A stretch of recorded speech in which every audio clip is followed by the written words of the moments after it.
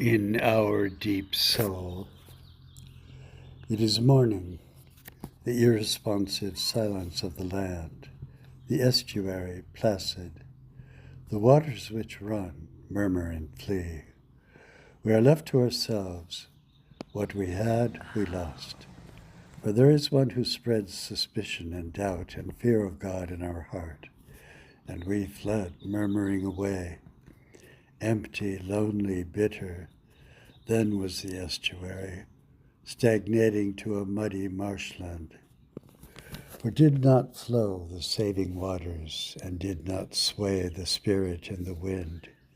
And so we slinked away, like as the serpent who had suspicioned us. What was known of you, who is our God, was marred and spoiled. One source exists for us to disclose the source of dissonance within our life, as was known from the beginning of the world. All men discombobulate the relationships they form, these also with themselves.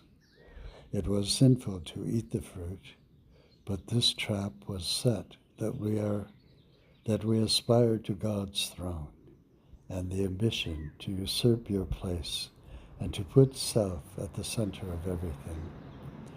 To live in your world, enjoy your manifold gifts, but to reject your authority, one might say, to rule over us, but is, in essence, your will to continually to bless us. We were to put on the mind of God's Son, who deemed it not to count equality with God, though he were, equality a thing to be grasped, but emptied himself, taking the form of a servant, and was born in the likeness of, and went to the cross, born in the likeness of men. And as all which followed and which preceded this actual history, actually true, we're born in the refinement of history, where every word, every phrase, every heresy, every language, every jot and tittle has been scrutinized by the finest scholars. If one would know the source of his difficulties in life, he would believe the word which God has left to us. The Word was himself God. The Father and the Son are one. To live a successful life requires we abandon the ambitions which advise us to live above our station. With the world's pressured encouragement, evolutionary guidance misconstrued the essence of a man as being essentially good and destined to become better. We were in Adam, but are not. As God determined to trial man in the image of his Son, thus to have a people to yourself, suffered to sanctity in ways which were not meritorious, but fall completely to the grace of God, and which is perhaps the least understood concept in the universe. We greatly desire to assume God's role and your perfection.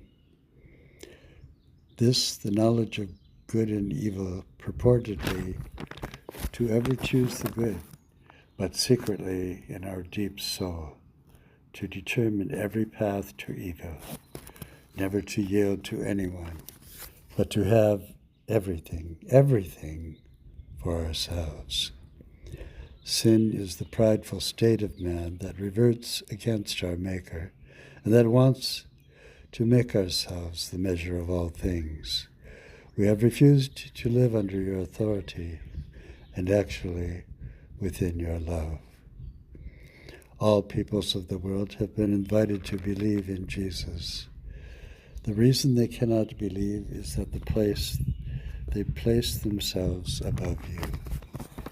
Each is his own God and cannot abandon himself. The world is still a spectacularly wonderful gift to us. if lived with Christ. For concepts inferior to you must be eliminated. We do this by realizing there is absolutely nowhere in the world or within ourselves, not politics, not education, nor success, nowhere but in the magnificent story and teaching which returns and retains us to your blessing. Who reads this prayer? Do we believe or do we disbelieve what God has said, that his way for the world is right? To exalt myself at the center of my universe, do we want to enjoy God's world without him? Amen.